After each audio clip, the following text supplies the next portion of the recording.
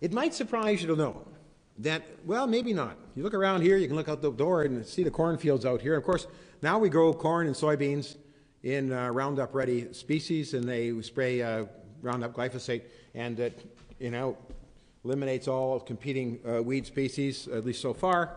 And that's our agricultural, dominant agricultural model in our soils. There are others, of course, but soil erosion, you can really see it. And of course, when we do development up in this area, especially, one of the first things they do is they strip all the soil off and they leave it for a couple of years with absolutely no soil, and topsoil is piled in a big pile. They'll sell it to you later. And we have this loss of soil, this erosion. What is interesting is that the agricultural ministry is no longer monitoring soil erosion.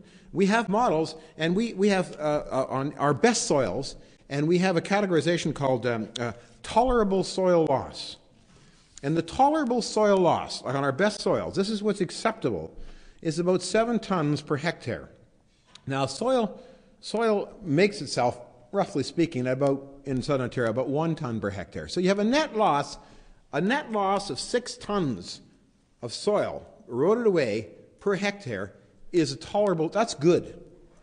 It goes up from there to some of the less good things, like 35 tons, for instance, is not so good, but it's also in the scale.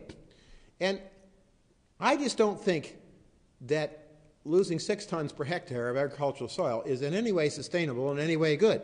Not with respect to the soil and the need for local food production that we are going to be facing, and will continue to face, or the waterways that are the recipient of those 6 tons per hectare, because that's where it goes.